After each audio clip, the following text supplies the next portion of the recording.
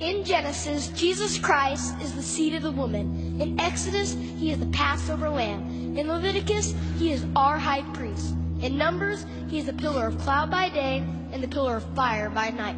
In Deuteronomy, he is the prophet like unto Moses. In Joshua, he is the captain of our salvation. In Judges, he is our judge and lawgiver. In Ruth, he is our kinsman redeemer. In 1 and 2 Samuel, he is our trusted prophet. In Kings and Chronicles, he is our reigning king. In Ezra, he is the rebuilder of the broken down walls of human life.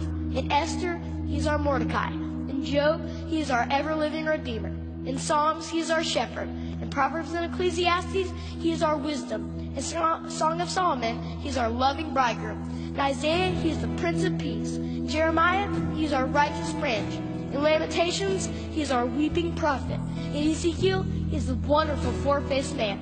In Daniel, he is the fourth man in life's fiery furnace. In Hosea, he is the faithful husband forever married to the backslider. In Joel, he's the baptizer with the Holy Ghost and fire.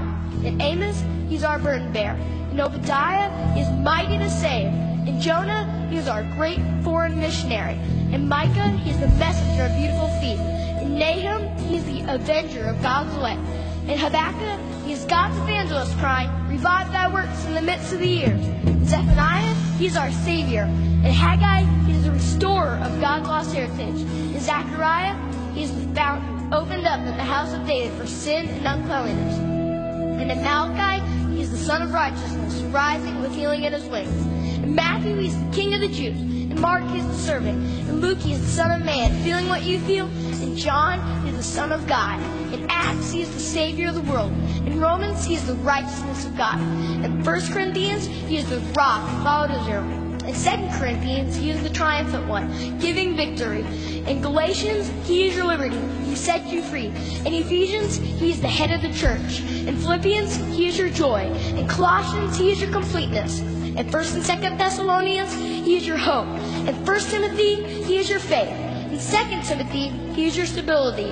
In Philemon, he is your benefactor. In Titus, he is truth. In Hebrews, he is your perfection.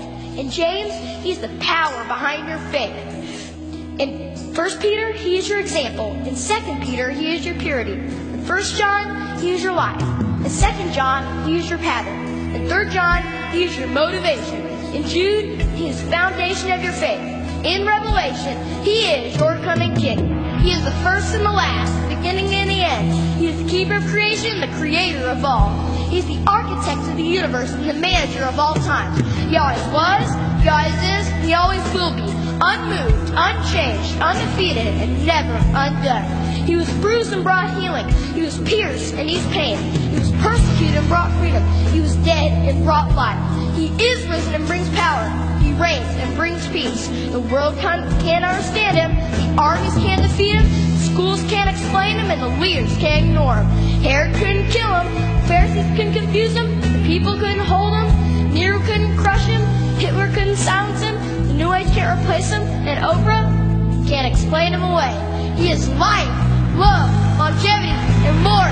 He is goodness, kindness, gentleness, and God. He is holy, righteous, mighty, powerful, pure. His ways are right. His word is eternal. His will is unchanging, and his mind is on me.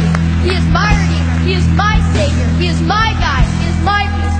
He is my joy. He is my comfort. He is my Lord, and he rules my life.